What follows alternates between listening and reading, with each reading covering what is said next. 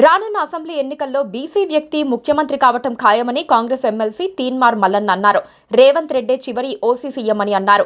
ఆదివారం సాయంత్రం హనుమకొండలో నిర్వహించిన బీసీ రాజకీయ యుద్ధబేరి సభలో ఆయన పలు సంచలన కామెంట్స్ చేశారు. తెలంగాణకు బీసీలే ఓనర్లని, బీసీలు ఆర్థికంగా వెనకబడ్డారని అంటున్నారని అదేది నిజం కాదన్నారు. అవసరమైతే బీఆర్ఎస్ పార్టీని కొనే అంత డబ్బు తమ బీసీల దగ్గర ఉందని అన్నారు. ఓసీ వర్గాల నుంచే ప్రస్తుతం 60 మంది ఎమ్మెల్యేలు ఉన్నారని, బీ ఫారం ఇవ్వని వారితో బీసీలకు ఇక యుద్ధమేనని ఘాటు వ్యాఖ్యలు చేశారు.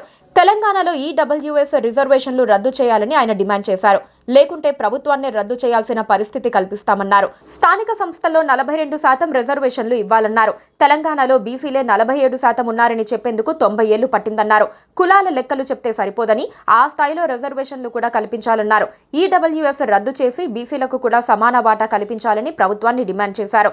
2028 నుంచి తెలంగాణకు బీసీ వ్యక్తే ముఖ్యమంత్రిగా ఉంటాడని చెప్పారు. బీసీ వర్గాలు ప్రతి ఏడాదికి 1.20 లక్షల కోట్లు రాష్ట్ర ఖజానాకు జమ చేస్తూ ఉంటే ప్రభుత్వం మాత్రం కేవలం 9,000 కోట్లే కేటాయిస్తుందని ఫైర్ అయ్యారు. రాబోయే అన్ని ఎన్నికల్లో బీసీలు పోటీ చేసి ఐక్యంగా ముందుకెళ్లాలని సూచించారు.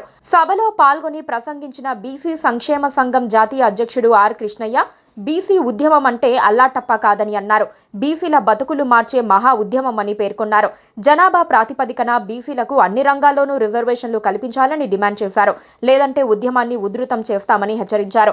50 ఏళ్లుగా బీసీ హక్కుల కోసం పోరాటం చేస్తున్నామని, ఆనాడు జగన్నాథరావు, హనుమంతరావు ముఖ్యమంత్రి అయ్యే అవకాశాలున్నప్పటికీ రాజకీయ కుట్రలతో తొక్కేశారన్నారు. బీసీలంతా తమ పోరాట పందా మార్చుకొని తెలంగాణ కోసం కొట్లాడినట్లే రిజర్వేషన్ల కోసం కూడా పోరాడాలన్నారు. బీసీలంతా ఒక్కటే కులంగా కదలాలని పిలుపునిచ్చారు. Please subscribe to KTV Telugu. KTV